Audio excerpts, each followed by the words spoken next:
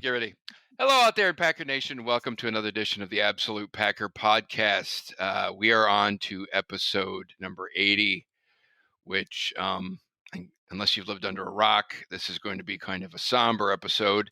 I'm calling it Home Field Disadvantage because, as I said previously, unless you are in a coma, the Packers lost in the NFC Championship game at home against the Tampa Bay Bucs, 31-26. Or was it 30-26? 30. I don't even remember. 31-26. 31-26. That's right. 5 points.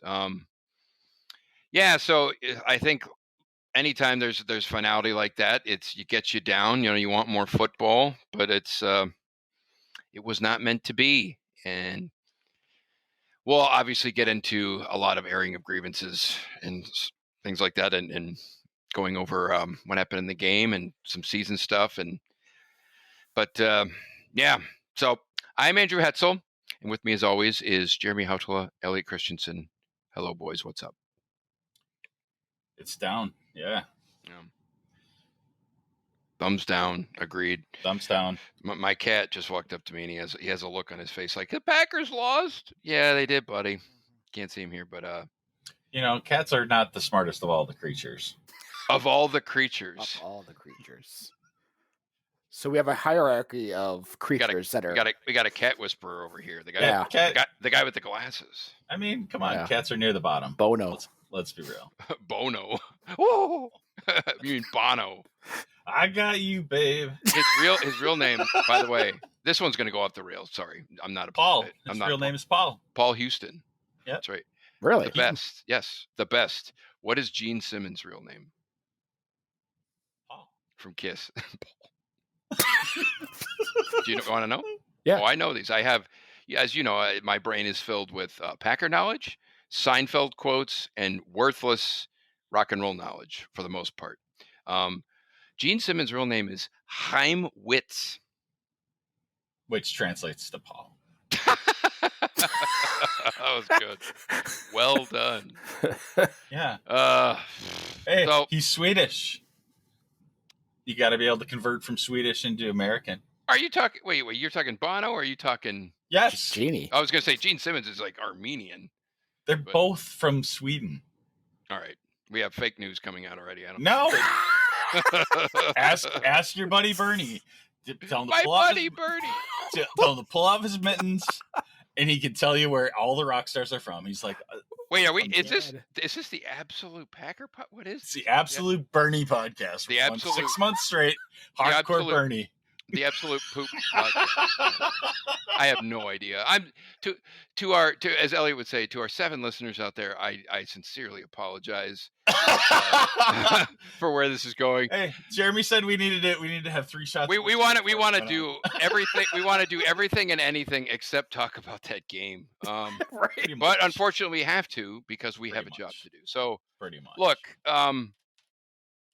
you know, I was gonna take a bunch of notes and whatnot, but I think we're just going to kind of riff it. And before I get into some of that, I would be remiss. We're going to rip it? Riff. I mean, I want to rip it right from the start to the end. How many good points were there? Like 3? Yeah. If you could find that many, let us know. Yeah. But what I was going to say is, I think there were probably 3. Jeremy wrote an outstanding blog that we're going to kind of use as a centerpiece, the main talking piece today. So I think, you know, we'll get into that shortly. But you know, are all the listeners supposed to have done this as homework? That would be adding insult to injury after making people watch that game and then say you have homework to do. Could you imagine that? Can you imagine that? Insult to injury. It's like, not only do you have to watch that piece of crap of a game, but you also have to read the blog, and there's going to be a quiz during the podcast. So. Yeah. Hey, I'm going to go through the torture in the coming weeks. I'm going to watch that game over and over and over. Ooh, when you get the all 22. Good Lord. I honestly haven't even watched like the quote highlights that the NFL puts together, whatever. It's like, I can't stand to look at Tom Brady anymore. I can't do it. The guy's going to his 10th Super Bowl. And he's not that good. This is what kills my brain. Yeah. I mean, he threw 3 picks. Okay. So, let me set this up. I mean, look, me personally, I felt pretty darn good going in this game. I mean, did I think they were going to just waltz in there and do it? No, but I felt pretty darn good. And the main reasons I did was how well Rodgers was playing. Our defense was starting to play better. I mean, our special teams had been terrible, but they hadn't done anything egregious in a few weeks, I guess. And we beat the Rams pretty good, the week before. And I mean, the road to the Super Bowl went through Lambeau Field. First time in Aaron Rodgers' career as a starter where we had number 1 seed and got an NFC Championship at Lambeau. I said this to you guys ad nauseum, leading up to that and even after. You could not ask for a better setup. They were outside of David Bakhtiari, which, he was missed. Let's not kid ourselves. That was the major injury. Everybody else basically played and was ready to go. And in the NFL, that's a rarity to be pretty much that healthy. So there's no excuses there. And it didn't pan out, I mean, and look, was Tampa Bay the better team? No. I firmly believe that. I mean, were we better than them? I don't know if we were better than them, but we were at least as good as them. And we beat ourselves. That game, we beat ourselves. It was a team effort. There was the amount of drama and things we're going to rehash and go over is plenty. But, you can point to, it was the Kevin King blown coverage here, or it was the dropped, 2-point conversion here, or Rodgers throwing too many passes.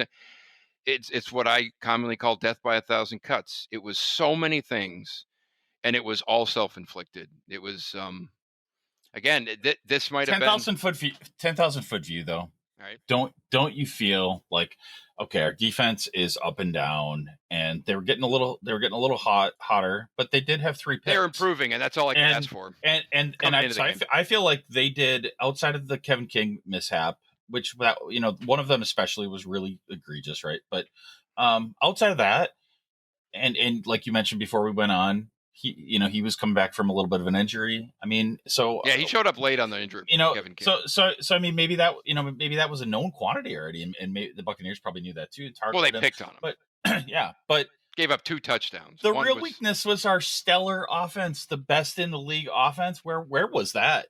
Where was that? You know what? No, that's a good point. And what's weird, looking at the tail of the tape and some of the stats and whatnot. I mean, Aaron Rodgers threw for what, 340 something. 300. I'm going to round it out. He threw for 350 yards, 3 touchdowns. I mean, he had a pick, but he threw 3. He had a pretty good day. Did he have a great day? No. Did he have a game that should have been good enough to win? You're damn right. What hurt them was Do you think so? I don't see it that way. When you you have a middle of the road defense, well, do you want to win the championship game? That's what I was going for it, and you have to be the best. What the narrative, and this look at, I think this sums it up perfectly. What I'm going to say right here is that, look, Tom Brady, he threw for not even 300 yards. He had 3 touchdowns, but he had 3 picks, and they still won the game. And what that shows you is it's a microcosm of Brady's career and how Tampa's built and how Green Bay's built in some respects, in that he could throw 3 picks and still his team was loaded around him. Rodgers, even he had to play. I mean, in hindsight, you have to say it, I guess, that Rodgers had to play damn near a perfect game to win, because he played pretty well, but the defense didn't play quite good enough. And again, the mistake, that Kevin King mistake, I go back to everybody who watched the game knows what happened. That was high school level junk, that mistake. And the defense they were set in was high school. I mean, it was, I don't want to say you should be fired for cause, but that's how bad that was. And before I just keep going, I do want to defer to my colleague here, Jeremy, because again, he wrote a fantastic blog, and your football acumen and knowledge of the schemes and watching all the film is beyond what Elliot and I do. I think it's safe to say. I should reference that. So I want to pass pass the buck. No, I want to pass the torch. There you go. The relay, the baton, whatever, to Jeremy. Yeah. Getting to both of your points, I think the real issue in offense is we lost that balance that we came into the game, and that made our offense so dynamic. The unpredictability of knowing, hey, are they going to run Aaron Jones off tackle, or are they going to do play action with, MVS going deep? That wasn't there this game. They passed the ball 53 times and ran the ball 16 times. It made themselves one-dimensional. It made themselves very predictable, and it played right to the strength of Tampa's defense. If we did that last week against the Rams, I don't think we would have walked out of that game with a win. I agree. So when you have something that works, you don't stray from it, and they strayed from it. Let me ask you a question though. When as you say that, to your point, they did stray from it. At the basically the first play, if you will, of the third quarter, they were down 27-10. Was that right? I think it was 28-10. Yep. 28-10, and that was after Aaron Jones fumbled on the first drive coming out. Look, and talking about Aaron Jones, I love the guy. He had the worst game of his career in the biggest moment. 2 fumbles. Lucky they got one back. Tanyan fell on it, had the other one. I mean, he's hitting the free agent market, and he got hurt on the second fumble play, so he didn't even come back in the game. I mean, it was a very sad ending to what could be Aaron Jones's last game as a Packer. I think that's probably a realistic possibility. But what I'm getting at there is, I think, part of the reason they got off script is because they were freaking down again. They don't play behind. They were down 2 scores and they had to start chucking the ball. That's not the only reason.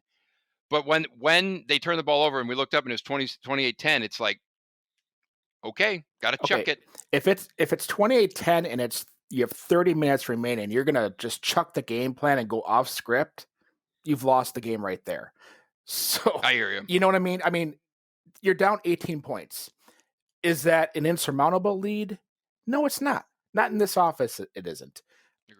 Does it put you between a rock and a hard place? Yeah, it does. Yep. It would be so much better if it was 14-10, and it should have been. The catastrophic mistakes that they made. Those 2 mistakes right there, I mean, that pretty much made that made the game. But getting back to this just, so many things come to my mind. But the one thing that really just triggers me is everybody's like, well, we have to start, we have to abandon the run and just throw it in Rodgers' hands. He's the guy that can get us back into this game. That has not been proven for a very, very, very long time. Agreed. And especially this year, when you have such good balance and cohesion on that offense, you don't abandon it. That's what got you there. What gets you there is what you need to use to get you to the next level, which is the Super Bowl. They got all away from that. And yeah, it was 28-10. It was doom and gloom. I totally agree. But as far as a coaching standpoint, you can't abandon the game plan based off of that. You're 2 touchdowns. Well, literally. Do you think they? Sorry, I think this is. And I was just thinking as you were. I wanted to get it before I forgot. Do you think they started to quote abandon? Because I said when Aaron Jones fumbled, he also got hurt. He was out for the game. So it's like that's one of those guys. It's a key offensive player. And again, I'm not making excuses. I'm just trying to go through their logic. It's like once they lost Aaron Jones, he fumbled, and then obviously it was like this domino effect. But then he's out for the game. It's like I think in some respects their hand was forced simply because they didn't have him anymore. But to totally abandon the game plan, I agree. But do you think there's any truth in that though? Like when he got hurt, they were like, "Uh-oh." There shouldn't, because all 3 backs this year proved perfectly capable of handling the load by themselves. I don't care whether it was Aaron Jones, Jamal Williams, even A.J. Dillon. He caught a great screen pass too. Right. When it happened, I was like, "Whoa, who's that?" I forgot it was him. I don't understand that. Okay, you come into this year and you expect so much internal growth, and you draft to grow those draft picks. Okay, AJ Dillon's a perfect example of that. You come into this game, and honestly, from my perspective, he was the perfect back for this game. He was going to get the tough yards. He was going to run over guys. How many carries did he have? 3 carries. He was the guy that was going to get the tough yards, not Aaron Jones. You know what I mean? Nothing. And when Aaron Jones got hurt, he got hurt early in the third quarter, so he was out for half the game. Mm-hmm. I guess what the basis of my point is you should not evacuate the game plan because you lost Aaron Jones. I agree, and I was just thinking backs. This has really got my brain thinking, and it's another one of these things where we've said when this Packers team, they don't face adversity well. No. They are front runners and they are soft. And when Jones fumbled and it was 28-10, they wilted. That was another wilting moment. Now they did kind of claw back, but it's another instance of adversity where they're not there. They're not there. Yeah, you can't. I mean, honestly, you can't doubt that. And that's and that's an indictment on coaching. I mean, LaFleur even came out in the press conference and said, "I didn't do good enough," and it's like, I'm tired. I don't know. I mean, no. What should he do? I mean, what should he have said in the press conference? I mean, he didn't do good enough, and he said that. Yeah, I mean, there's part of me that I guess what I'm saying is there's a part of me that really likes that he's being honest and open about it, but another part of me is going, you got to get that fixed, buddy. You can't get out coached in this game, and you can't be making these goofy decisions and. Well, it is embarrassing to basically be out coached by somebody who said flat out that he abdicated his coaching responsibilities to Tom Brady. I guess blows me away. The number one feeling I have from this game, it isn't like some people are like they're mad as hell and I just disappointed, and it's because they beat themselves. Well, people that are saying they're mad as hell, are they the QAnon people that are blaming the refs? The QAnon. Well, I mean, that's Jeremy's first point on his blog post, and I mean that's the one that sticks out to me the most. I'm like, this you can't blame the loss online. There are some weak takes online, and they have always said don't read the comments, and today was the worst day as a Packer fan. Yeah, there was some just stupidity. I'll fully admit that. Yeah. No. All right, so we want to go down the points of my blog. I have no problem doing that. Let's do it.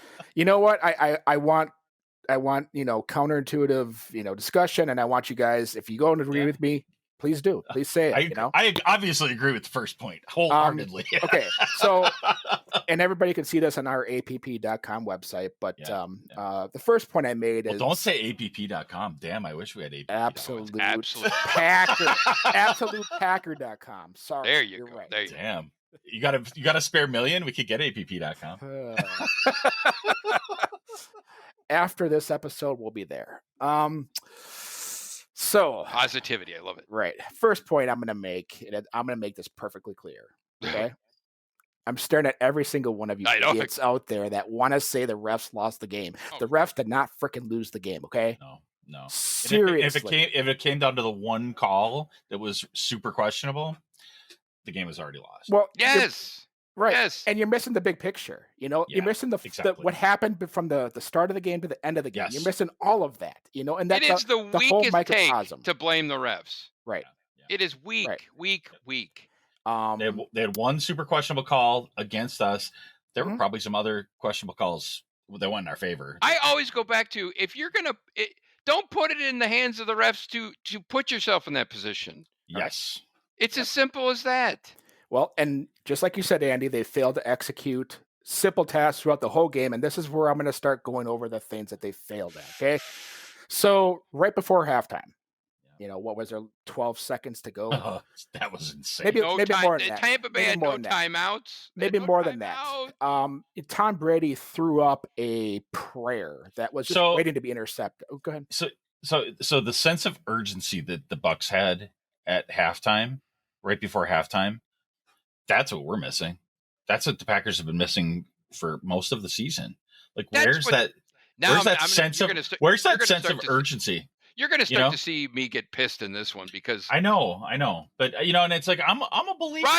Rogers has no sense of urgency. That guy, they don't in the same situation. They run down the clock. They waste precious time. It was like you had the season on the line in the second half, and they were blowing 30 seconds off the clock like it was nothing. I know. I do not understand that.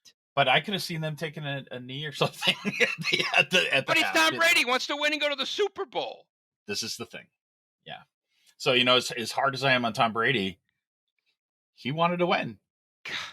And I mean, I'm sure Aaron Rodgers wanted to win too, but this cockamamie crap where they go, I want to see how the defense all sets up. I don't want to put any pressure. I don't want to, and it's just, it's got to stop. I mean, yes. I didn't even let Jeremy get through his point. But Yeah, I'm sorry. Yeah, you guys went completely off the point I was going to talk about. I'm going to get worked up. I love it. That's what we're all about is randomness. So I wanted to talk about the Will Redmond should have been an interception.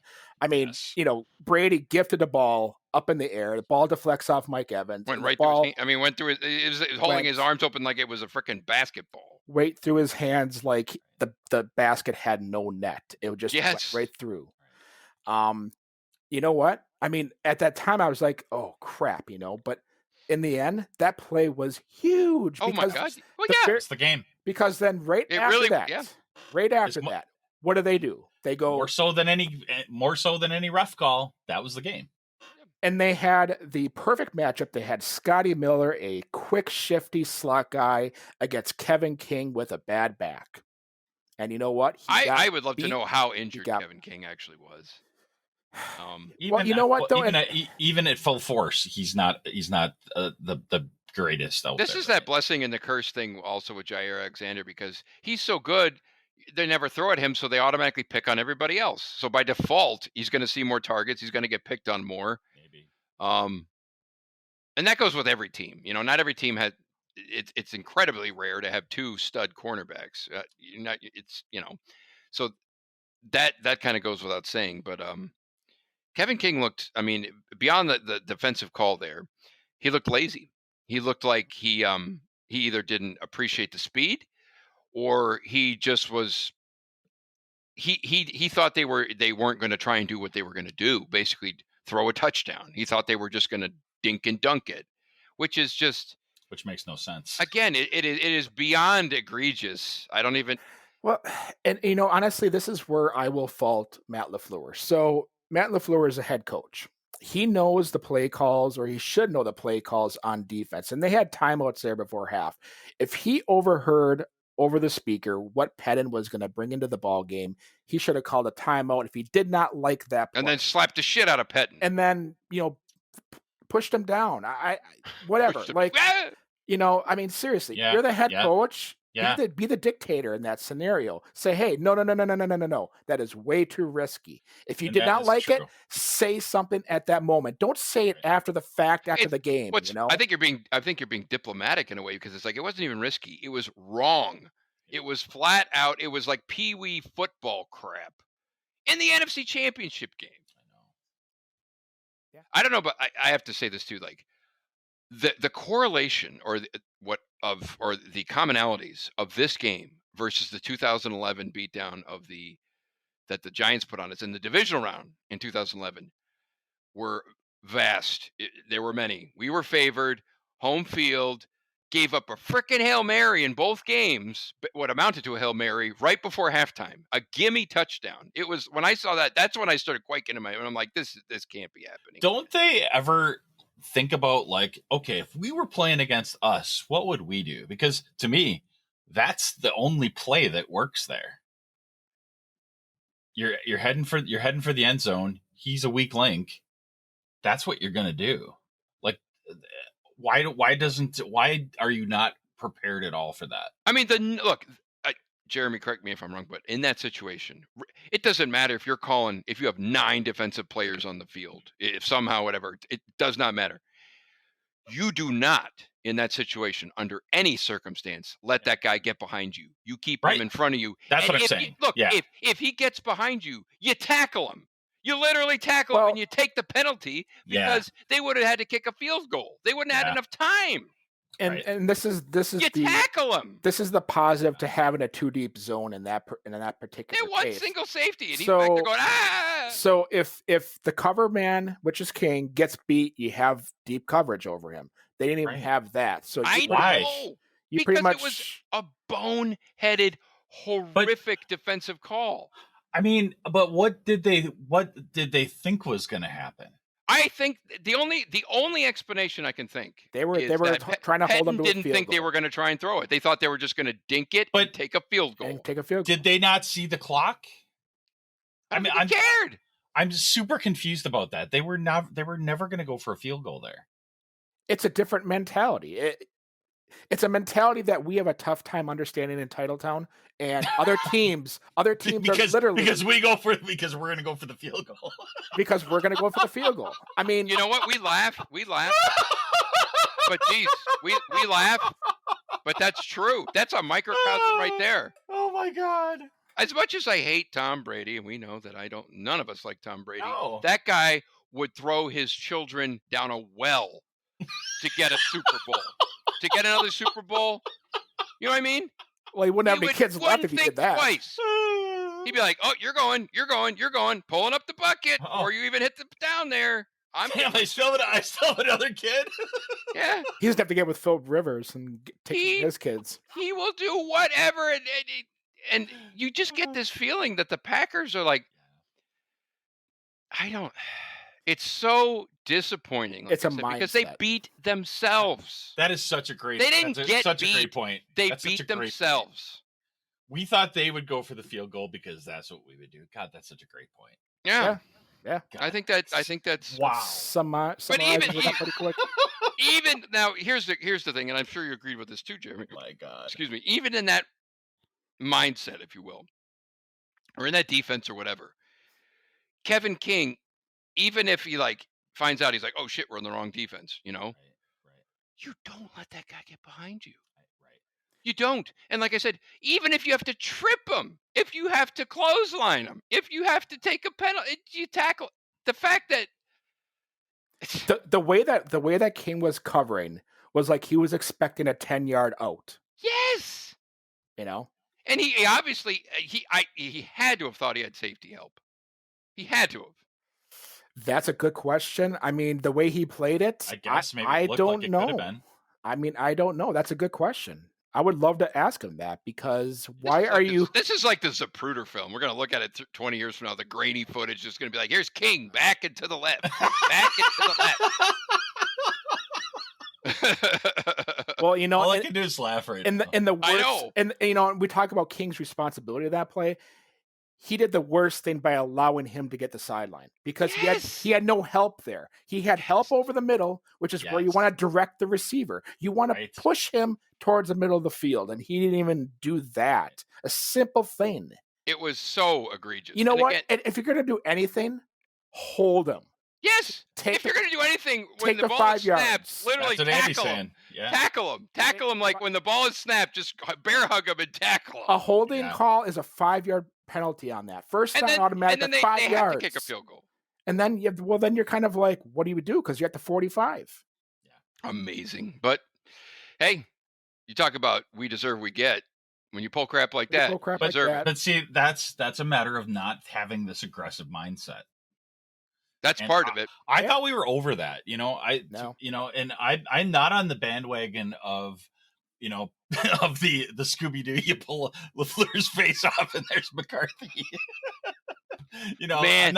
I'm not there, but man, where did the aggressive tactics go? Well, I'll tell you what, I don't know what's happening. Jeremy, I think you could probably elaborate on that particular point. The things we just don't know, but I get the feeling there's rumblings there. Rodgers has changed some of these plays. I get the feeling that LaFleur wanted to run the ball, maybe not a ton more, but more. And I think I've said it so many times, and it even bared out in this.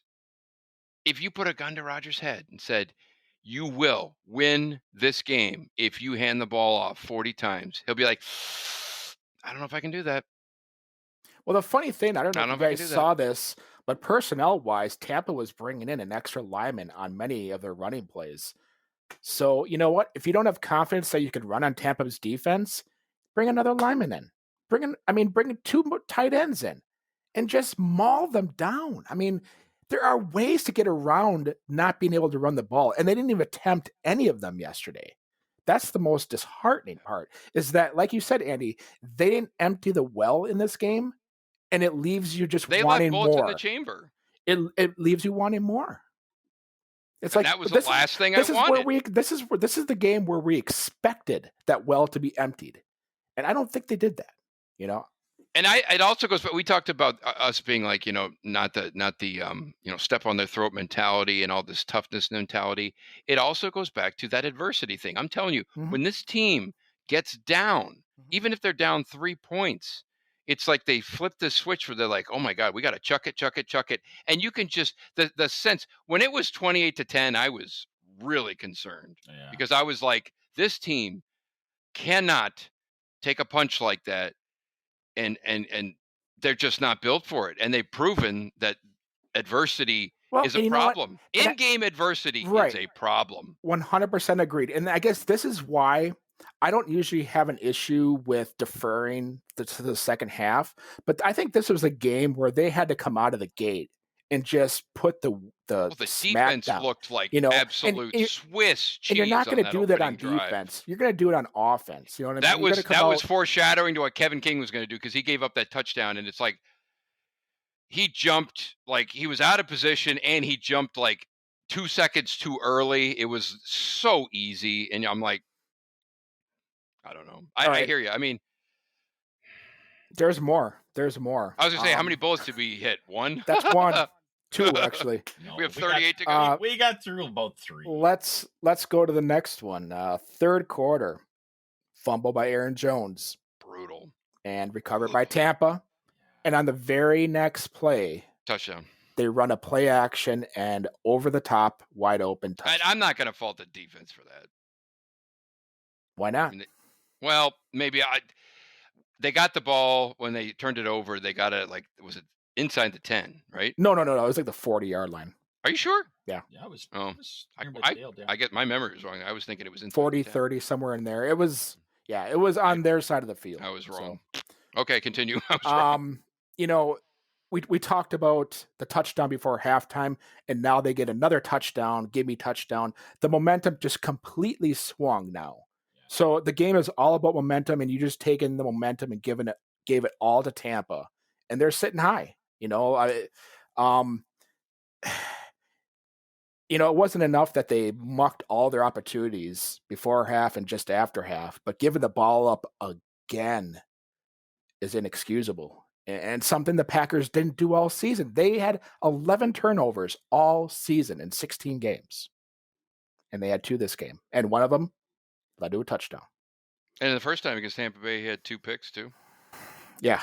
Tampa. I was just going to say Tampa Bay, whether we like it or not, is a bad matchup for us. They are.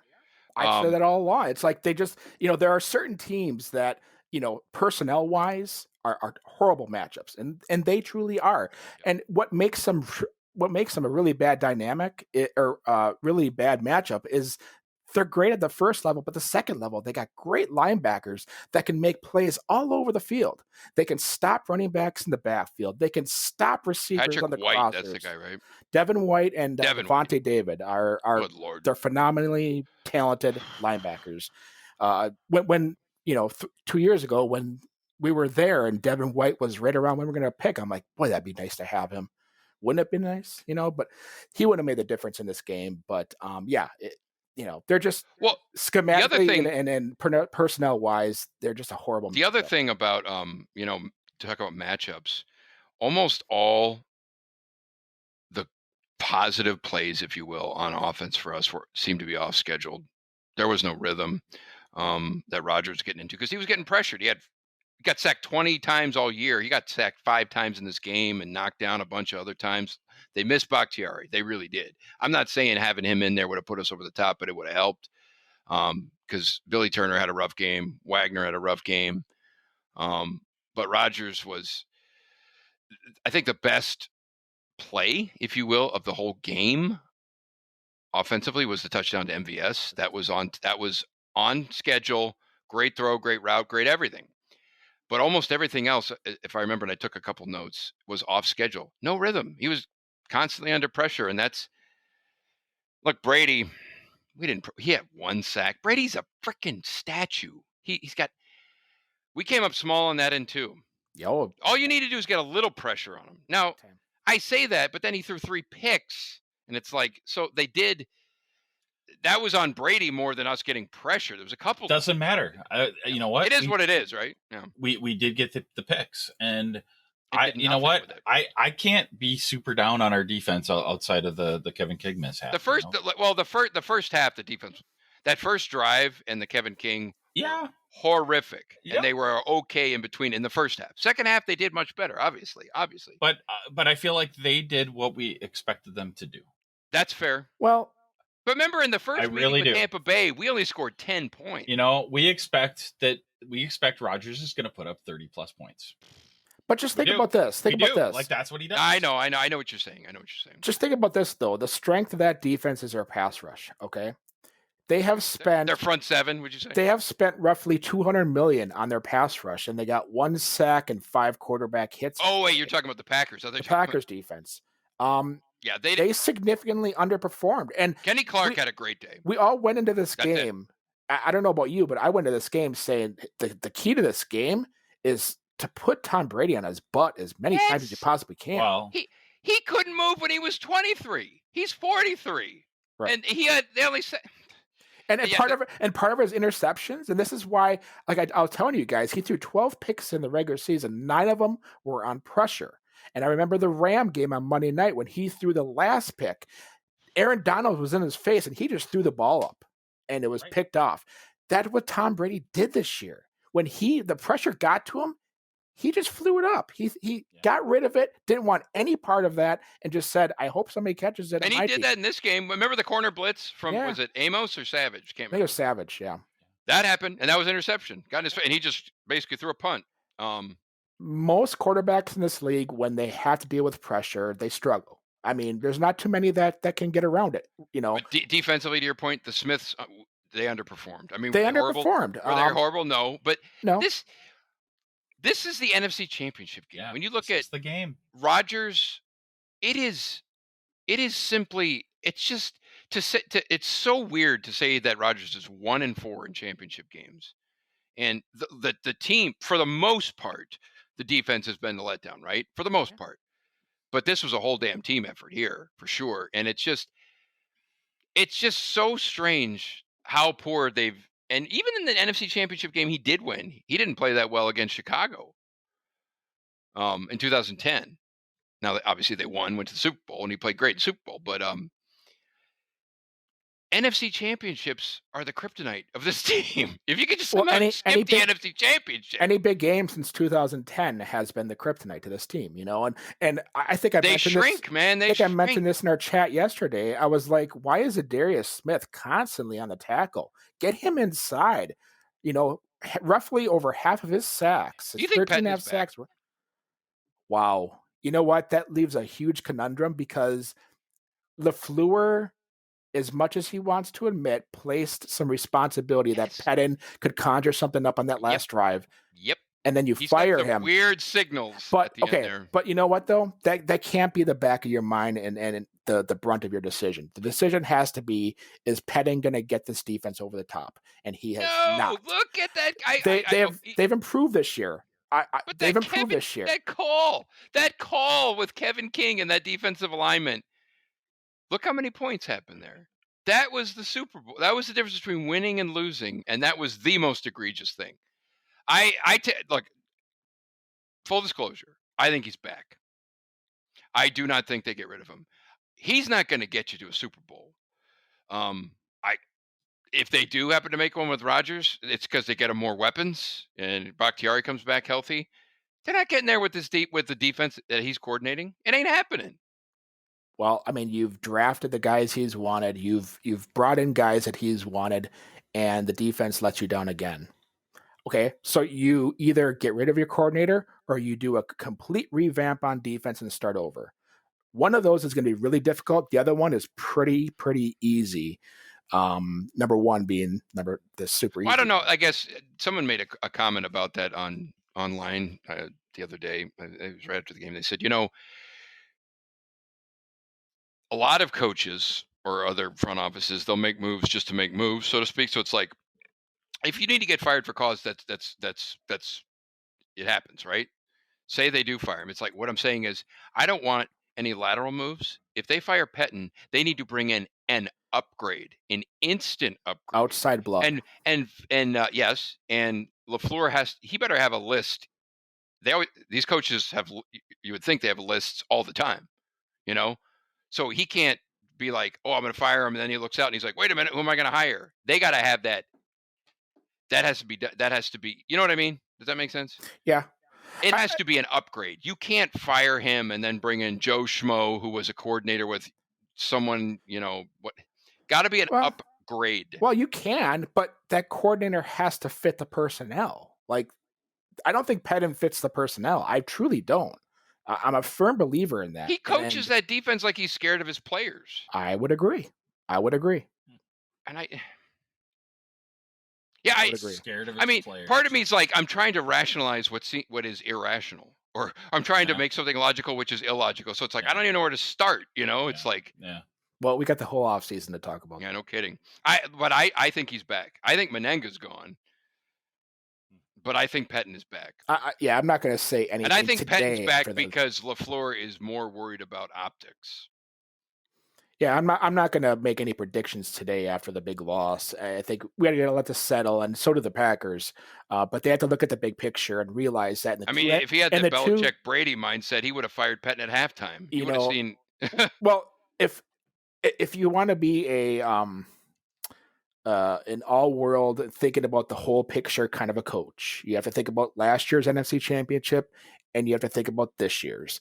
And the defense really let them down in both. Now this game more so on just a few plays. Last year was, but they were horrifically egregious. It was the whole picture last year against San Francisco. But we can talk all about. And you can't even talk injuries either because they were healthy as hell. I gotta say though, years. If I'm on the defense and our side gives you 3 picks and you put up 6 points. Yep, I get that. I'm not gonna be very inspired. Yeah, no, I agree. That's why I will go back to what you said is right, Jeremy, and what you said is right, Elliot. And that's why this was a team loss, no doubt. They all contributed, and the fact that they got three interceptions on 3 straight possessions, I believe, and they got 6 points, that's on the offense. And 2 of them were 3 and outs where Rodgers threw 6 straight passes. That is 6 plays, -5 yards. I mean, that's just picks. It was death by 1,000 cuts out there with all this crap. It's amazing how many cuts. yeah, really. It's amazing how many. That should have been 14 points. It's amazing how many mistakes were made in this game. Or not even mistakes, or just mistakes, or just blown opportunities. Because is it a mistake that you get the interception, but then you throw 6 passes? Is that a mistake? I look at it as more of like a missed opportunity, not necessarily a mistake. Yes, I was just going to say what Jeremy always gets back to: poor execution. Yeah, my next point talks about Rodgers' lack of execution. On multiple attempts inside the red zone, what does Rodgers do? The red zone offense was horrific. He locks in on Davante Adams. Now, Davante Adams has had 14 TDs inside the red zone this year. Davante had a bad game. He's been dynamic, but he's not your only weapon. He's your best weapon, but you can't rely on him every single down. Now, on that slant that Rodgers threw to him, should he have caught that? I guess so, because he's Davante Wait, are you Adams. talking about the one where he skipped out of the back of the end zone? Yes. No. This was the one that they was it. You're talking it was a touchdown, or was it something else? No, it was a like on the 4 or 5 yard line. They threw a little out to Davante Adams, and Rodgers kind of underthrew him, but Davante went to the ground. I think that was in the 3rd quarter. Okay. Because the reason I bring that up is, or I want to make sure we're talking about the same thing, is Davante dropped a touchdown because looked like it was like throw over to the sideline, and he turned around too late. He was in the end zone. He dropped it because Davante turned around too late. Like, he was still turning around when the ball arrived. I mean, it was literally that bang, bang. But when you're talking about a timing play like that, that's on Davante. He dropped that son of a bitch. Yeah. And then on that, yeah, that was brutal. And then obviously, I think in that same series, that's when I said, yeah, they had 2 drop touchdown passes on that drive because it ended in a field goal. Another one, Rodgers and him were off on the timing, and he caught what should have been a touchdown, but he was freaking out of the back of the end zone. Mm-hmm. You can't. Yeah, this is the NFC Championship game. This isn't the freaking preseason. You can't have that crap. And this is where I have to question, or I have to put some. Cannot doubt. Have that crap. I have to put some doubt whether Aaron Rodgers is truly seeing the whole field. And I don't remember what play it was, but Devontae was in the slot to the right, and Lazard was out on the center marker, and Devontae came inside and brought in so much attention. They had two guys over top and bottom, and a linebacker actually roll with him.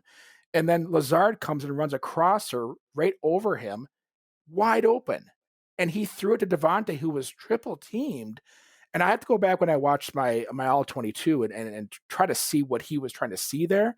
But if he sees the whole field and he couldn't see Lazard as he's watching Devontae out of the corner of his eye, he can't see him. What is he looking at? What is he seeing? I would really like to know. I would love to be in a film session with him and understand what his thought process. You know what? Was, That's because that was a dink and duck touchdown. Yeah. The interesting thing, and this is, how shall I put this? Just kind of thinking out loud, but the blessing and the curse of Devontae, and I've heard Rodgers say this about him. He goes, he's open almost all the time, and so Rodgers, I think, and even he's so good that he's like Rodgers' first read and his second read almost by default. Now, so hear me out. And he is that good, but the problem is you get sucked into your own, like in Rodgers' head, he's like, Devontae's going to be open. Well, he might, you know what I mean? You get sucked into this mindset, and I guess for lack of a better term, you project on this guy you basically, this is the best way I can put it. You look at Devontae and you go, he's great. He had 18 touchdowns. He led the NFL. He's probably the best wide receiver in the NFL. But Rodgers is projecting onto him. He's even better than that. He's a Hall of Famer. He's Jerry Rice. He's all these things. And it's like, he's not that. He's very good. He is very good. But he's not the all-time GOAT. You have to know your limitations. But where he is good is off the line. He's not good in his secondary. Agreed. Secondary moves. He's average. He's not a burner, but he is so quick. But he beats guys off the line so quickly and so easily. That's where he's at his strength. Did what I say make sense? Where it's almost like you're projecting that this guy's so good, but you're projecting him to be even better than, or you're tricking yourself. You're like, this guy's even better than what I think he is. Yeah. And that is at the expense of, like what you said. I think there's something to that. Yeah. And Rodgers is like, I'm that good, and he is that good. So it's almost like you're projecting on him and you're projecting on yourself that both those guys are great, but you're not that good, and you have other players. Yeah, and you can't become so reliant on one and you forget about the rest. It's just, that's not going to work. We could talk about the Rodgers interception too. That was kind of a baffling throw, considering the coverage that was on. I almost wondered when it happened that he was like, "Oh, I'm going to get holding on this." If that was the case, stupid. Because that was very dumb to do. That wasn't the right thing to do. But Sean Murphy Button had the coverage draped. The only possibility Rodgers had is if he threw the ball even more out and just made, was it Marquez? No, it was Lazard. Lazard, okay, make Lazard go and get the ball. Like, no, I agree. I agree with you. You only put that ball in a position where when he throws balls like that are so tight into tight coverage like that, and it's not Devontae, I'm like stunned because I'm like, that's going to get picked off, or why would he do that? And the thing I always think in the back of my mind is he saw something that made him think, oh, there's going to be a flag here, so I'll just throw it, and maybe he'll catch it. If not, it's a flag. Maybe. That's usually what I think. Maybe. Next point. Tampa's offense was 9 for 14 on third down conversions. And third and longs, man. They had 6 third and longs in the first quarter. Well, and also they got 3 first downs off of Packer defensive penalties. That's right. They had 12 men on the field twice in this game. Got caught. That's inexcusable. Yeah, at the very end they had. Well, remember? You know what? After he kicked the field goal, and they frickin' got one. That's gonna get to one of my other points. But I'm gonna talk about personnel with that. But yes, that was brutal, inexcusable. Okay. So we talked about their ineptitude on third down, defending third down. We talked about Jair Alexander's 2 interceptions and what they mustered on offense after that. Inexcusable. Getting back to offensive line, the interior held up pretty well. as best as they could against some really stout defensive linemen. But Rick Wagner and Billy Turner really struggled this game holding up to JPP and Shaquille Barrett. I can't. JPP, is he that good against other teams? He's a good like guy. 120 years old. Doesn't matter. So is Tom Brady, and he's got 3 fingers. Blew his hand off with a firecracker. But the reason why they struggled so much is because we get back to the offensive balance. Yeah, they know what's coming. And Rodgers puts the frickin' play clock down to 0 every time. It gives these pass rushers so easy when he's going down to 1 or 0 on every frickin' play. So I can kind of defend that sometimes, but I see a value. I mean, we saw it in other games that the hurry up offense is effective. Get your ass up there and just snap it real quick. In general, I think that's effective, but mix it up. Yes, I agree. Going down to 1 second or 0 because you want to look at the defense set every time. It allows these pass rushers to pin their ears back because they know that it's either going to be delay of game or I'm just going to. Well, they know when to jump off the ball. Yes, it's so stupid. If there's 1 second, to your second, point, Elliot, they know. Like get up there sometimes and just chuck one at 18 seconds left on the play clock. Catch him off guard. Going down to 0 or 1 every snap is. I mean, I get why he does it, but it's also very predictable. And it does not help your offensive linemen, especially if they're getting beat. Yeah. I mean, I would pinpoint them getting beat just based off of the offensive imbalance that happened yesterday. Yeah. That just did not help the whole. Plus, I mean, look, Billy Turner is not Dave Bakhtiari. Dave Bakhtiari is an all-pro. Right. And Rick Wagner isn't even as good as Billy Turner, so... But you know what? Against this team, last time we played them, David Bakhtiari had his troubles with. But he got hurt that game. Paul too. Yeah, but even before he got hurt, he was having problems with JPP. So, would that have mattered this game? I'm sure it would have made a difference. But let's just not say that David Bakhtiari is the cure-all be-all. David Bakhtiari would he have resulted in us winning that game? I don't think so. No. I think it would have helped, but I don't think he would have. It's not like, we lost because we didn't have him. No. Okay, so getting back to execution, the 2-point. I'm for it. The 2-point conversion drop by Equinemius St. Brown. Right in his hands. You know what? Yeah, I screamed and yelled on the Zoom call with Elliot and his. Yeah. And that. Oh, you guys were okay.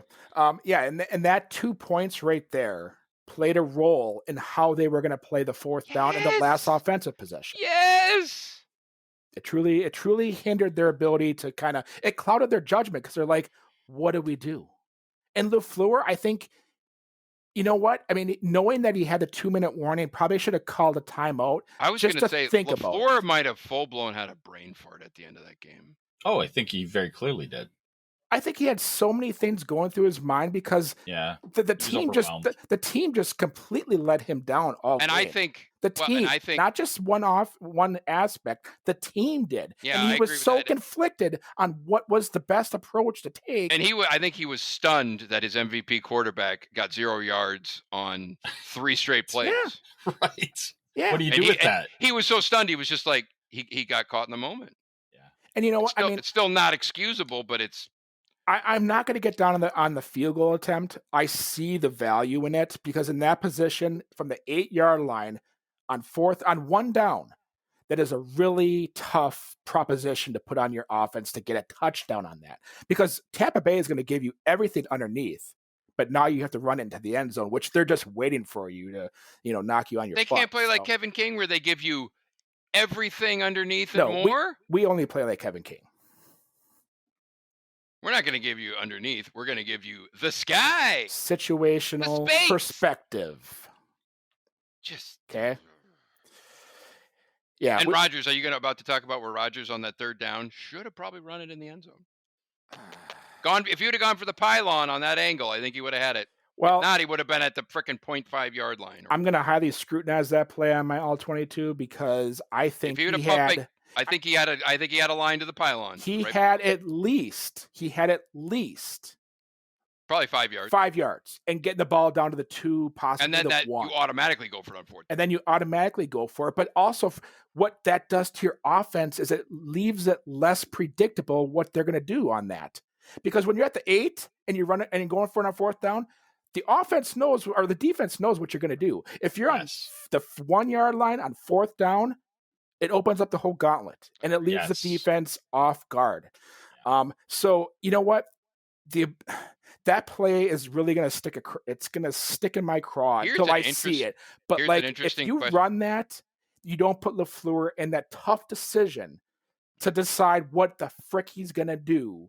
When you could have easily done it yourself by running for it. And you know what? If he got hit, so be it. That's part of being a quarterback, a football player. You think he was afraid to get hit? Yes. Why doesn't he run in those attempts then? Why don't they do quarterback sneaks with him? They don't want to get him hurt. He doesn't want to. And of course, in hindsight, we're all saying he should have done that. But if he would have gotten hurt, we would have been kicking ourselves too, right? Either way, that's an interesting point too, because it's like, do you remember they used to QB sneak him a lot more, and then in the Super Bowl year he got 2 concussions, one on a QB sneak and one on scrambling, and he got smashed by a safety. Yeah, I wonder if like the organization at large was like after that they're like, sorry but not sorry, you're not doing that shit anymore. I don't know.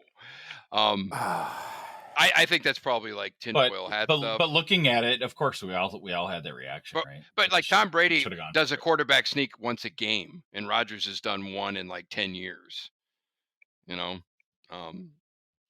don't know. I mean, if what you just said is true, if he didn't want to get hit, because Rodgers is the pretend GOAT. Listen, if he full blown did that because he's like, I don't want to go. I have seen then he needs to similar pockets where Rodgers could have escaped, and he did. And on that play, he didn't. Why? I don't know. But I go back to the reflection point that this team needs to make, and not just this team, but Aaron Rodgers. If he looks at that video and doesn't come away thinking I should have ran it there and given my team a better opportunity, maybe he's done. Then maybe you need to hang it up. I mean, if you're gonna just take a step back and think about what we're talking about. This guy is going to be the MVP of the league, played lights out, and it's like how fast things turn. How fast things can turn in this league. It happens like that, and those are the decisions. But those are the decisions that keep you home. Or not every game is obviously equal, because I mean this was a trip to the Super Bowl. This was a trip to the Super Bowl. This wasn't going down to Carolina in week 5. And instead on that play he throws into it was like triple coverage to Devontae, a low like percentage feet pass. And he threw it over the middle, like late over the middle. It was like a Favre thing. Just run the damn ball. Get some balls, dude. Man, that one's just going to eat at me the whole offseason. Well, like I said, they beat themselves. The whole team. Oh, everything Tampa goes back. Tampa Bay did not beat us. We beat ourselves. Yeah. Talking about the field goal attempt there on fourth down. I know that's received a lot of heat in Titletown. I will defend the play, okay? For this only one reason. So you kick the field goal, you get yourself down by 5, okay? Whether we kick the field goal, we score a touchdown, tie the ball game, or we don't convert, the ball is going to go back to Tampa, okay? There's no way around that. The defense is left, kind of holding the throne of how our season is going to be determined on that last drive. So it doesn't matter what the offense does there. Yeah, the ball goes back to our defense. You take the points and you give Rodgers a better opportunity. Now, people don't see this because I understand it, but the reason why LaFleur was thinking that is because Rodgers from the 50-yard line is much more dangerous. From what he saw on the previous series, is much more dangerous than an Aaron Rodgers from the 8. And you said it, Andy. He doubted because Rodgers had 3 plays and didn't gain 1 single yard. That's very interesting. He doubted his quarterback there. And how could you not? Right. I know. And I mean, look, he doubted him too because it's all situational stuff. This was 2 minutes in the NFC Championship with a trip to the Super Bowl on the line. This is why they pay those guys to make those big decisions, and it's like the season was on the line. And so I'm all about going forward on 4th. But I have to say that would not have been an automatic decision. Yeah, I agree with that. It would have been like probably for me. I would have called the timeout and figured it out. But I honestly, I have no idea. I really don't know. Well, I get the perspective that if you go for it and you don't convert, then you give the ball back on the 8-yard line, and then Tampa's offense does not have the open playbook from that part of the field. I agree with that to a certain degree. Yeah, this is the game within a game. But that series right there is dependent on them converting one first down, and the game's done. So all they need is one. And so, let's say, for example, they run the ball on the first 2 plays, which they did. They didn't get much off of it. You burn your 2 timeouts. Now you're at 3rd and 8, 3rd and 9. They're going to pass the ball. They're not going to run it. They've done this the whole game where they went for the throat before halftime after the Aaron Jones fumble. And how fitting that Kevin King gets the... after the Aaron Jones fumble, they went for the throat on every single play. You telling me that Tampa wouldn't have passed the ball, whether it was on the 8-yard line on 3rd down? Yes, they would have. So that's one of my soapboxes with this whole 4th down and all that kind of stuff. I mean, I want to be aggressive, but I also want to give Rodgers as many opportunities as I possibly can. If I believe that he is the GOAT. I mean, you know what it was? When it comes down to it, was the ultimate calculated risk. And they went with it was the penultimate calculated risk. They went with they weighed the risks and the cons, or the pros and cons, and they felt like kicking the field goal was the better alternative, and I can't disagree with it. Yeah, and like I said, I don't know what the right answer is. I mean, we can't say, "Oh, it should," because we don't know. We obviously don't know. Yep. So they kick the field goal, they kick the ball off. Tampa gets the ball, and we get back to the 12 men on the field thing on 2nd and 7. I get back to the personnel, and I think I've said this in previous podcasts, but you need to have personnel that aren't so specialized. What I mean by that is they're meant for 2nd down. They're meant for 1st down, like Damon Snacks, like he's a 1st down run stuffer, but he's not meant for a 2nd down, obvious pass. He's not meant for 2nd and 3, and it's just you need to get guys that can play all 3 downs so that you don't have to foot guys in and out of the game to meet personnel. You know what really bugged me on that one too, the one where they got called for 12 at the very end there. And again, I don't want to sound like old, some old coach, old man yells at cloud, but it's like when they show the replay of that guy, our defender, running off the field, there's nothing worse than watching. It's the NFC Championship game. It's less than 2 minutes to go, and you're lollygagging off the field. Wasn't even running a full sprint. You shouldn't even got to that point. You shouldn't. No, I agree with that. You shouldn't have even transfer. But that right there was another microcosm of this team. Yeah. It's like you're lollygagging it and allow that penalty to happen. I was like, how are you not sprinting like your life depends on you getting off the field? Well, it was Snacks, though. I don't know if he was going as hard as he possibly could or he just couldn't because he's a big dude. I don't know, I know he wasn't running as fast as he could. I know that for a fact. It wasn't good. Now, I mean, part of I don't know, whatever. Yeah. When I see stuff like that, I'm like, you gotta be kidding. But these are just the little things that add up over the game. This is the death by 1,000 cuts. That was number 999. Right. That at the end, and then we get to the game changer, the shouldn't have called it play. 3rd and 9. That looked like holding to me. You know what? They're going to see jersey pull, and they had white jersey. That was so egregious. It was obvious, okay? Now, granted, they did not call that all game. But also, I did not see jerseys getting pulled out of their pant legs. Here, this is the game within the game where it's like they probably were holding it, but it's like, guess what? Tampa Bay is probably better at hiding that crap than you are. If you're grabbing it, if you look at that replay, he's got the jersey is pulled 2 feet off the guy. Right. It looked like he was No, you're waving not a going to white get flag. you're not going to get any sympathy from me on that. I'm sorry. When I saw that, I go, that's pretty bad. It looked like Kevin King was actually waving the white flag. It was so pulled out. And it was right in front of a ref. Right. Ref was like, right behind him. I mean, so no, that gets no sympathy. Sympathy. And you know what? Even on that play, the only question on that play that you could make was whether it might have been was an uncatchable pass. Yep. That was the only question on that play. But even that, why is Kevin King holding the guy? Just, a hold is going to give him a first down. It's game over. Don't freaking hold him. Right. Don't freaking hold him. Make them earn it by making him catch it. I don't know I agree with you. Inexcusable. You know what? People can beg the refs as much as they want.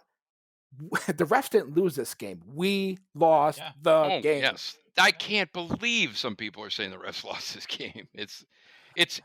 I feel bad for these people making excuses. It seems like it's the first game of the season. Yeah. Crap like that. Yeah. Well, it does because, like you pointed out, like if you were going to try to have a strategic hold, the other one was this was avoided the hold at all costs. Yeah. Like what are you thinking? Yeah. It's like situational awareness. We get an F minus as a team. Well, and we get to my second to last point. We talk about Aaron Rodgers and we talk about a little, he's 37. I know he's getting up there. A little self-reflecting this offseason to say, what could I have done better to giving this team a better shot at winning this game? That's a tough one, man. I'm not going to sit here and defend him all day. The third down call where he should have ran it. No, I mean, here's what I'm saying. Oh, it's okay, sorry. I agree with that. And what I'm saying is, if you look at like the season, I'm going to look at it in chunks. If you look at him, the guy was the MVP of the league. Mm-hmm. If you look at the breadth of the entire, and he played great in the first playoff game. He played great. He came up not small because he played.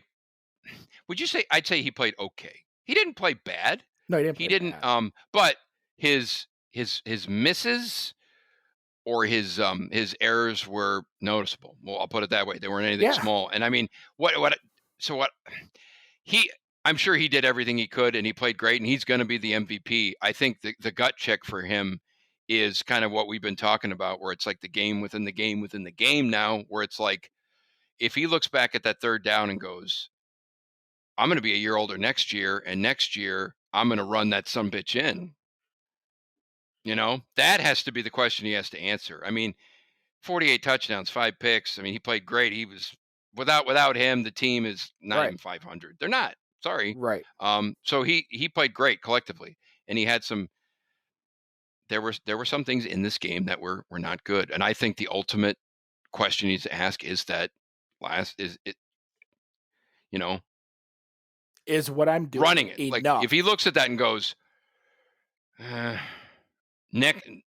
already extrapolating out. Next year, again, I'm going to be a year older, a step slower, but I'm going to run it next year. That's how bad I'm going to have to want it. Right. You hit the nail on the head. He has to want it. And I don't know if that's there. I think it's there in the 16 games in the divisional, but when it comes to the big game to get you to the big dance, is it there?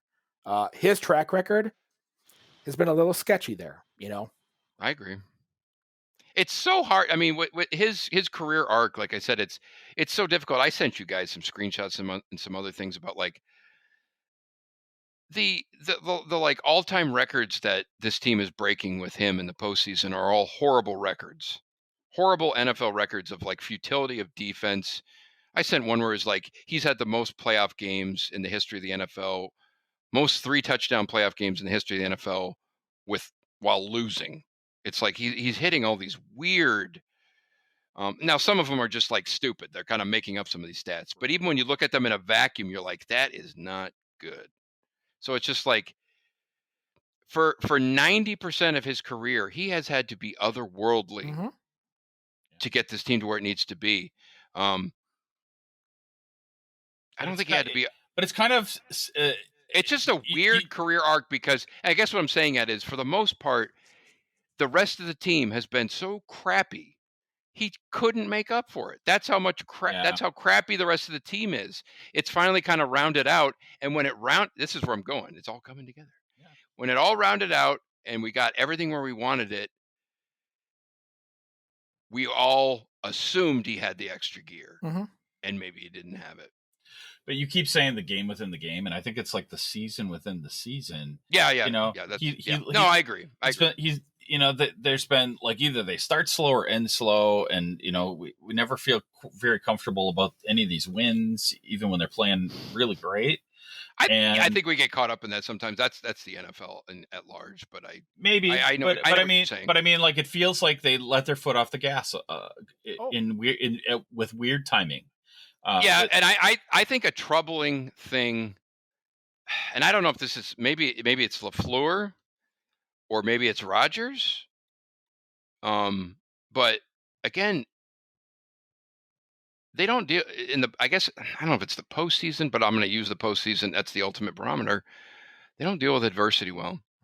In-game adversity, they are lacking. And LaFleur is too. He's gotten out-coached at some pretty bad times. And he's taken ownership and all that, which is all fine and dandy. In many ways, he's the anti-McCarthy in some good ways. But there's some trends that are propping up where you're like, if you punch this team in the mouth, they wilt.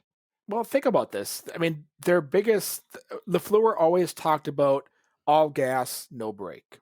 Where was the gas in this game? They were riding the clutch in this game. Oh, they were riding. It felt like they were closed in. Nothing was breathing. There was no, there was no. It's that old adage of like they're playing not to lose. Totally, they're playing not to lose, and they looked like they were backed up against the wall the whole game. Tampa Bay, they were ready to throw all their kids down the well to get that Super Bowl. But there was none of the like banter that Rodgers seemed to have with all the other important games. Did you guys see his press conference? Oh, he was almost like Andy was doing it.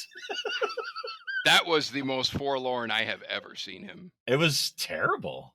Like, I don't know what. I feel like something had to happen before the game almost. No, honestly, look, I have to. I hate to say this, but it's kind of right in front of our face. He knew this was his shot. This was basically his best chance. Oh yeah, and they blew it. And we all know. They got everything they could ever want, and they still couldn't do it. And that you were catching it in real time with him. He knew it. Yeah, and he knew they blew it. And everybody's talking about what's next with him. Okay. The only obvious issue that could come up this offseason is he retires. I'm not thinking I'm not saying he's going to. Stunned. But the fact that he said, and he doesn't say this often, but the fact that he said, I'm going to have to take some time away from this just to kind of gather it all up. There's some serious doubt in his head. I don't know if it's personal doubt or if it's doubt that this team could actually get over the hurdle that we're all talking about here. Well, what's interesting? Oh, sorry, finish and then I'll. Oh, I was just going to say, I think this offseason retirement, I'm not just talking from a frugal standpoint. I'm just talking from a personal standpoint. And just mentally taxed. And his mental. And knowing that image. The organization, how it runs itself. Right. I think because here's what I was going to say, and I didn't think about this at all until just then. But so he plays Tom Brady in the Patriots. He looks across the field and he goes, Tom Brady's been there for 6 months. Came from a different conference. They built they went all in and more for Brady. Right? They basically did. They went all in and almost more for Brady to get a Super Bowl, and they got it. And you got to think Aaron Rodgers standing on the sideline going, see, Tampa came. You know what I mean? Tampa came into this season with pretty much the roster that we saw yesterday. They made additions like with Antonio Brown and Leonard Fournette. But you know what I mean? They basically did go all in. They did, but they had the team there. They just needed a quarterback to lead the general to lead them. Well, they also brought in Gronkowski. They brought in. I mean, they did some other stuff. So what I'm kind of saying is, I think Rodgers might have looked over at that and said, I'm never going to get that. The only chance I have is to fire warning shots across the bow in press conferences to the team to, look, you either got to go all in or maybe I will pull some nonsense. Well, I don't know. right? I don't No, know. I think you bring up a great point because I mean, they asked him questions, after the draft. Do you feel confident in your guys? And he didn't sound all that confident. So I don't think he felt like they did everything possible to try to help him out. He was led to believe and he was entrusted that the scheme was going to be everything for him, and it was to a large degree. But like you said, when he looks across the field at the games that he loses, and yesterday being one of them, does he see a team that is doing everything they can to get to the next level? I hear you. And I mean, look, he's 37. He's not 27. It's all this stuff. Plus, look, in the press conference, he knows you got a soft cap coming up next year, lower cap. I think he knows damn well that Aaron Jones is gone, and he knows how valuable Aaron Jones is. So all this stuff's hitting him. He's like, there's going to be some good cogs. Corey Lindsley's gone. Jamal Williams might even be gone. That's, I think, all that was hitting him. It was the Packers have never truly been all in. He's getting older. He's losing some guys. He knew this was his best. And we saw it play out in real time. Mm-hmm. Well, and you know what?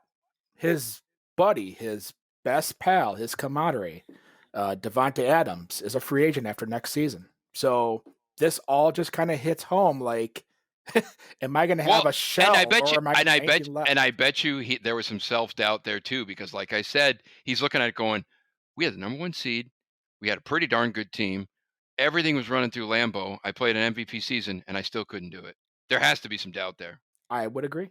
Self-doubt, where and that's why he's like, you literally could not have it set up any better, and I still couldn't do it. Right.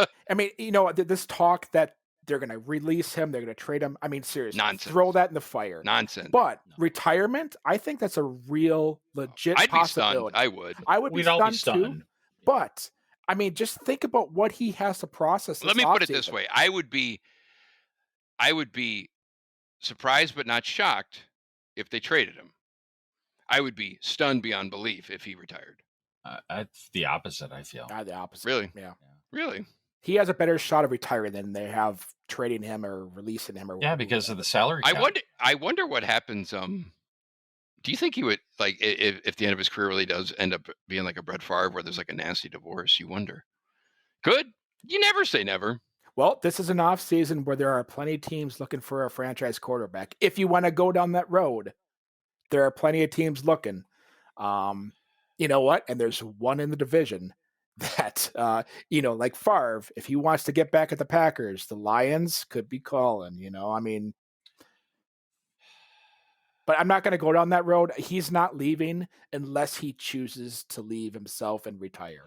Did he kind of do some of this himself though, by getting that huge contract? Yeah. Especially going, Mm-hmm. like, I mean, so like, Gutekunst. I mean, there's only so much of this that is not self-inflicted. It's like he's got to take a little bit of responsibility for that. Brady never did that. No, and that's why I did bring up that thing where I think when he was also thinking in his head, he's like, couldn't ask for a better situation. I still couldn't do it. There's got to be some self-doubt there. Mm-hmm. I think there's a lot swimming around up in there. And he's probably never doubted him. He's probably never had self-doubt in his life until now.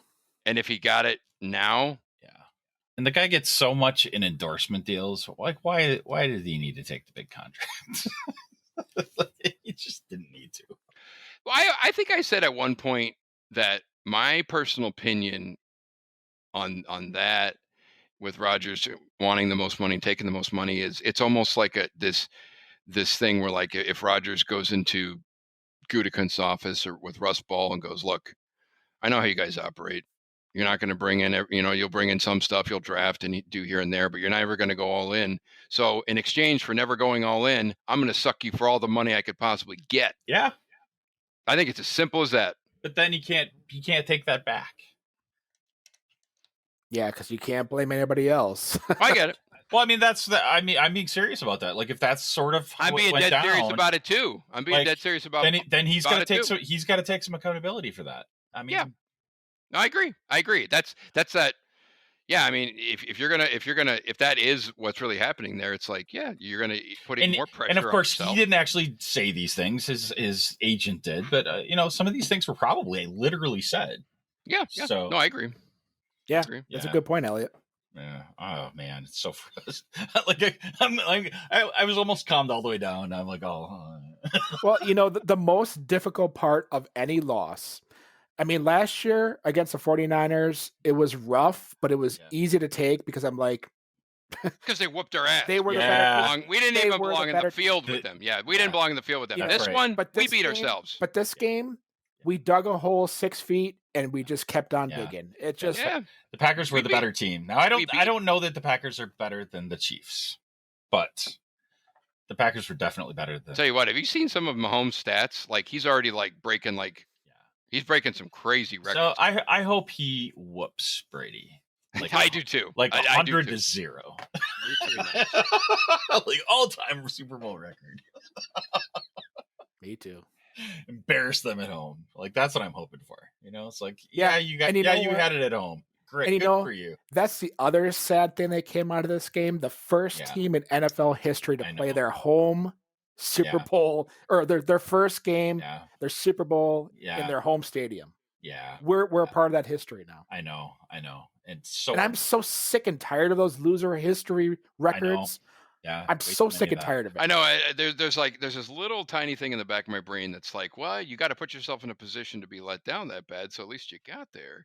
but that is what McCarthy would call a loser's mentality. So in not to break from tradition, but I do kind of want to close out on an upbeat note. So I do want to say go Pack go, but obviously it's for next season. So go Pack go 2021.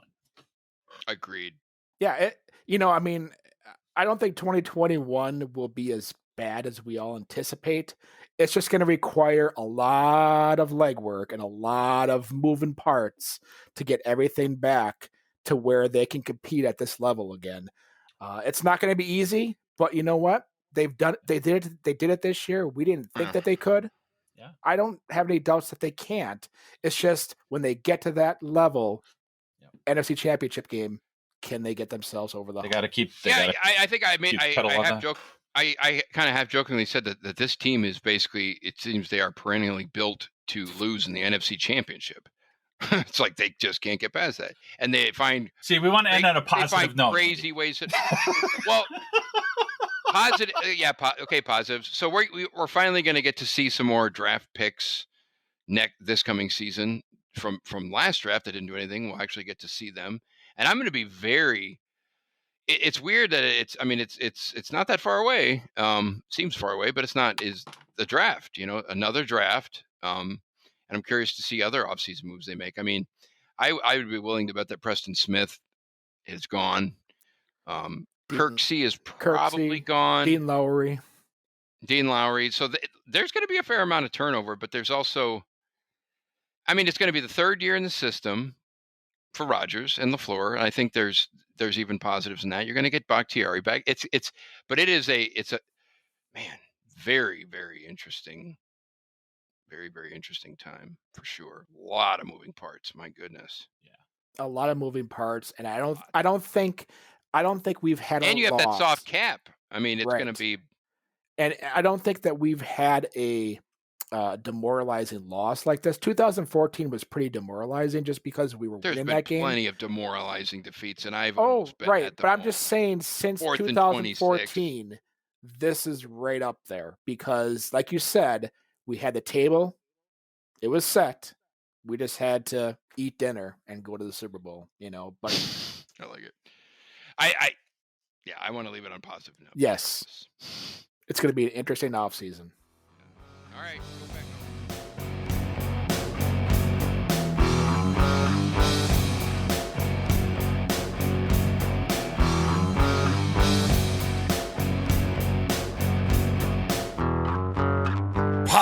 Podcast. Chair.